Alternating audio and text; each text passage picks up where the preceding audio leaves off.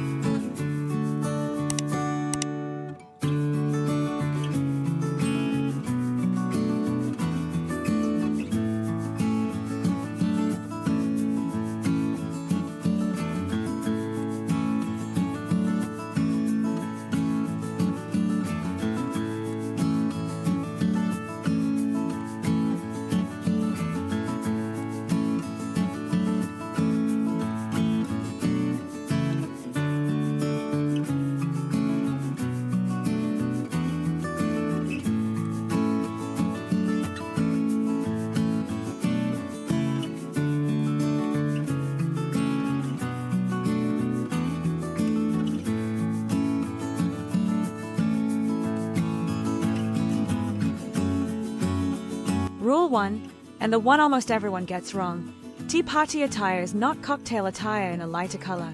The two dress codes descend from entirely different traditions, and mixing them is the single fastest way to look either overdressed or underdressed in the same afternoon. Cocktail attire assumes evening light, indoor rooms, and shorter hemlines. Tea attire assumes daylight, soft outdoor or conservatory settings, and a hem that sits at or just below the knee. Once that distinction lands, most of the other choices fall into place on their own.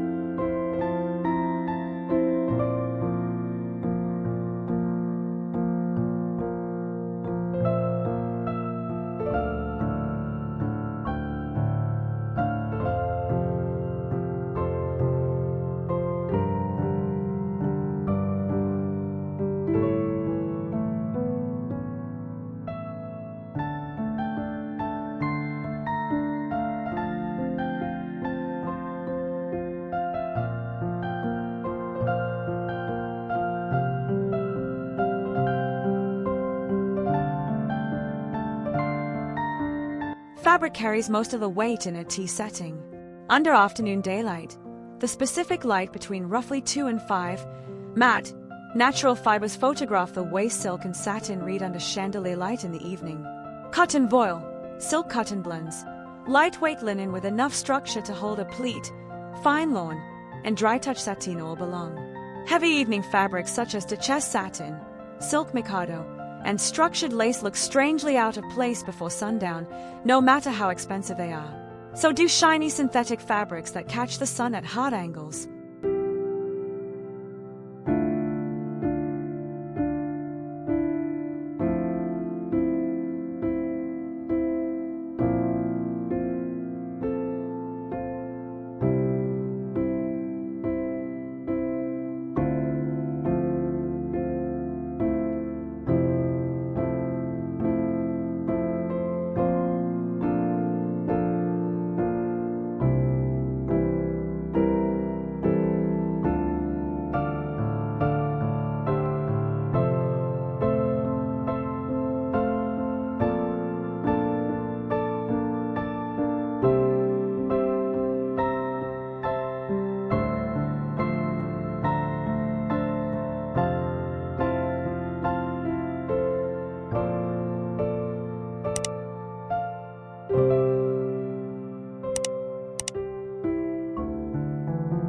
The silhouette rewards a soft column with a defined waist.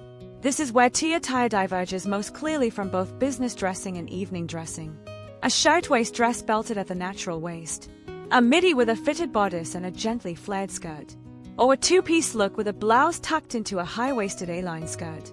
Anything that produces a clean line at the middle without gripping the ribs will work, and anything cut as a straight sheath will feel too formal for the room.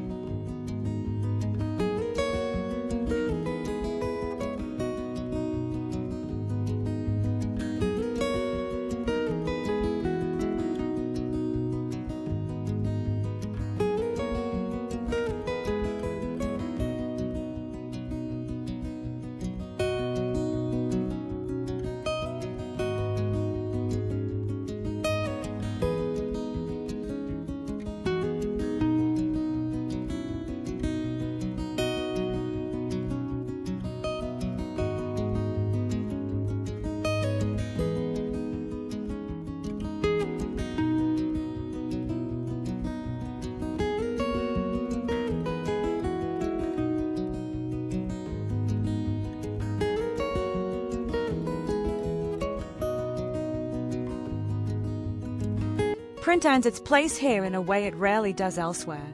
A small floral, a fine gingham, a subtle polka dot, or a soft botanical print all belong squarely inside the tradition. The rule that keeps a pattern from tipping into costume is scale. It should be restrained enough that from 10 feet away it reads as texture rather than as motif. Large tropical florals and bold geometric prints sit at other events.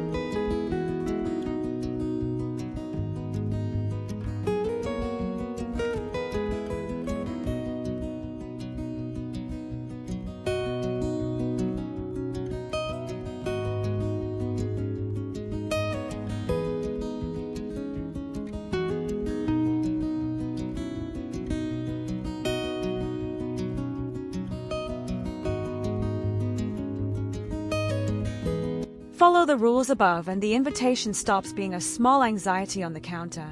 It becomes what it was always meant to be, a pleasant afternoon, a room of women dressed with intention, and the quiet confidence of arriving in exactly the right thing.